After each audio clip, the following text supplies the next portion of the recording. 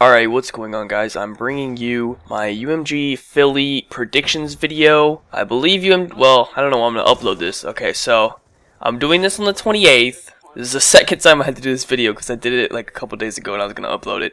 But there was some team changes, so hopefully from now until the 3rd, there are no team changes and I don't sound retarded. But if there is a team change from today to Philly, my bad. I don't know. I got shit to do on New Year's, so I figured I need to make this video now. I'm making a couple videos in advance. And, yeah. Anyways, moving on. What you're going to be watching in the background is a game of 8s. We actually got back on Black Ops 2 like a couple days ago. And we played a couple games of 8s. Well, not a couple. We played like, probably like 2 hours of 8s on Black Ops 2 just for like a little nostalgia. A throwback. I was kind of missing that game, and I like dropped this fucking bomb anchoring. I don't know how I did it, but went pretty ham this game, so I figured I'd throw this up in the background for you guys. I know a lot of you guys miss competitive Black Ops 2 gameplay, so there you go. This is for you to watch in the background. And other than that, let's get started here with the predictions. So UMG Philadelphia, UMG Philly. I believe it's on January 3rd. I could be mistaken about that. Hopefully I'm right. I'm pretty sure that's the correct date. But if it's not, I'm sure you guys will be aware on when it actually is on Twitter, YouTube, all that type of stuff. But anyways, I want to do a predictions video because I did a lot of these for all the Black Ops 2 events, and people really seem to enjoy them. So I figured I would continue the tradition, I guess, over in Ghosts. And yeah, so here we go. So I'm gonna do probably the top 8. And then we'll see how it goes from there. How much time I have in this video? I have about 10 minutes to speak, so let's go ahead and get started here. Number 1, I'm gonna still have to give it to Complexity, COL, Cole, whatever you would like to call them. You know, that video I made right after all the team changes, the initial team changes to at least to the the top teams. I said that TK was gonna be the best, but from the way they've been playing, I don't think so.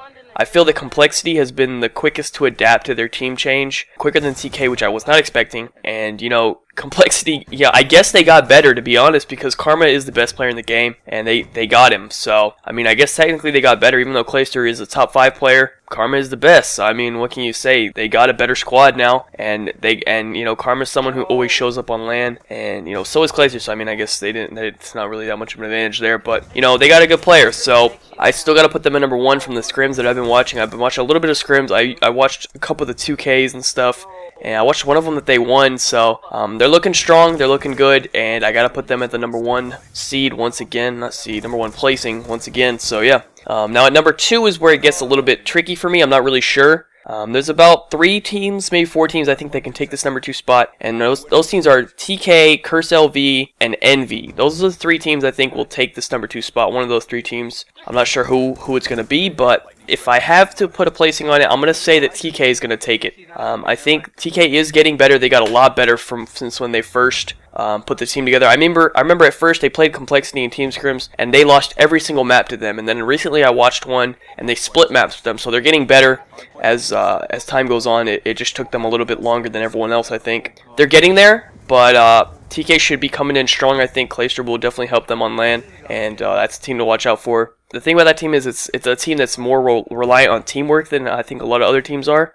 So it's going to take them longer, but I think in the long run they're going to be very strong, and they probably could even end up beating Complexity in the long run, but I don't think immediately right now they're going to do it. So there I got for TK.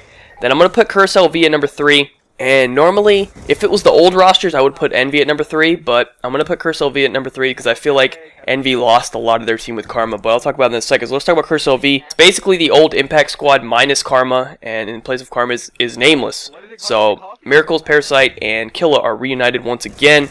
You guys already know all the success that those 3 had together in Black Ops 2, so hopefully I'm assuming they're going to try to replicate it here in Call of Duty Ghosts. But the thing about that team is they're kind of inconsistent in the means that whenever they lose and they start arguing with each other, that's it right there. That's the end of it. So, you know, if they can start out strong, win their first couple games, win their first series, and, you know, not drop any maps and just start out really strong, I think they'll do very well. But if they lose, say they lose like their first series or something, and they all start blaming each other and arguing and stuff, that's it right there. That's the end of that team for UMG Philly. So we'll have to see how it goes for them. But there's a lot of strong personalities on that team, so you're going to have to watch out how they play. So here, coming in at number 4 spot. Number 4? It's 4, right? Yeah, 4. I'm going to put Envy at number 4 simply because they lost Karma. And I feel like Karma really did kind of carry that team. And they did pick up Gunjar, who can pick up some of that slaying work at least, because he gets a lot of kills. You know, he does similar things to Karma, but he's obviously not as good. But I think Karma really did carry that team, so we're gonna have to see how that goes. I don't know. I don't know what to think of that just yet. I'll have to see what happens. But 'cause I haven't watched them that much either. They don't really stream that much, to be honest. I don't know. But maybe they do. I don't know. Rambo streams, but I don't know. Other ones don't really. But anyways, regardless of that, I got Envy as number 4 just because simply they still have a very strong team. Now 5 through 8 is where I'm a little bit confused. There's a couple teams that there's about 10 teams I think that could take this 5 through 8 spot. I'm gonna just name some of them. So Optic, Denial, Fear, Curse New York, Justice, SB, FaZe, and I think that's it for now. But there was a lot of teams to just take, 4 spots, 5, 6, 7, 8. So I'm going to put Optic at number 5. I think they got better with Ricky. I don't know what it is. J.K.M just didn't fit right. He's not a bad player or anything. He just didn't fit right for their team. And, I think they did get a little bit better with Ricky. I don't know if Ricky's a better player individually than J.K.M, but as far as their team dynamic, they did get better. So I'm looking for them to place top 8. They need to place top 8. Optic has to place top 8, or they've just, I don't know what the deal is. There's sincerely something wrong with that team. If Optic doesn't place top 8 at this event, then I will say that there's something wrong with the core 3 players on that team. They keep switching out the 4th. They had Merc, then they had J.K.M, now they have Ricky. That doesn't seem to be solving the problem. So if Optic does not place top 8 at this event, then it obviously means that the problem is Scump, Nachar, Big T, and it's not Scump, so I'll tell you that right now. So we'll have to see, what happens, but I don't know. I guess I don't see them dropping one of those big personality names because in my opinion they care more about how their team is represented and how they look rather than their placings. So we'll have to see, but I don't know. They really do need to place top 8 at least. At the very minimum, they have to place top 8 or they're really in some trouble. But anyways, so I'm going to put them at number 5. I'm going to give them the benefit of the doubt, put them at number 5. The number 6, I'm going to put Denial. That's going to be Fizzerp and John's team. Actually, yeah, all right, yeah, I'm going to put them at number 6. They're a strong team. They do some weird shit, and I don't know if a lot of teams will be ready for that. So Fizzerp always using weird shit and doing weird stuff, but that'll be a very strong S&D team, especially because Fizzerp is on there. He's probably one of the best S&D players.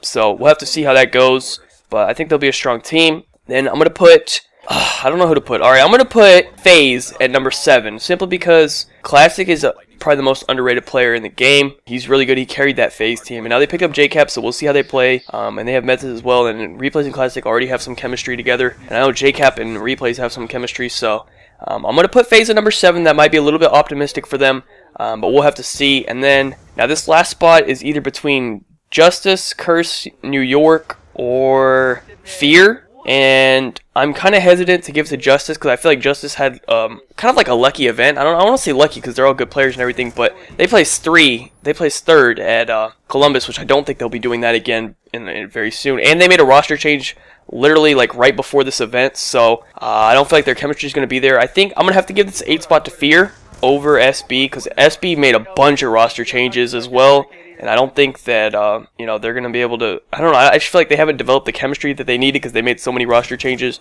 And Curse New York, they made roster changes as well. I just feel like this team, that Curse New York team has just not been performing that well in this game, so I don't know. But there's a lot of teams over here that can sneak into this 5, 6, 7, 8 spot. Like I said, there's like 10 teams that literally could sneak in there. But those are my top 8. I'm going to give that 8 spot to Fear because I think Dito's a very strong player in this game. But other than that, that's pretty much it for the top 8. A couple other teams that are worth mentioning. Elevate, Fuse, the Halo team Rival, I think it's still Rival. Final Boss, another Halo team. Dare, I don't know. There's a bunch of teams that could really just place in the top 8. It should be a very competitive event. Probably like the most competition ever in competitive, really. There's a lot of strong teams. So actually, I shouldn't say that because I haven't really been keeping up with it from like way back in the day. But there's a lot of strong teams. That's all I gotta say. So anyways, that's pretty much it for this video, guys. Hope you enjoyed. Be sure to leave a like rating if you did. Leave me your predictions if you have any below. I don't know, you don't have to give me all 8. Maybe just like your top 3 or something, or your favorite team or whatever. If you guys have any, and I'm curious to see what you guys think as well. And other than that, that is pretty much it. So be sure to follow me on Twitter. Link is in the description, along with some other good links. You should check them all out. And other than that, have a good day. Peace out.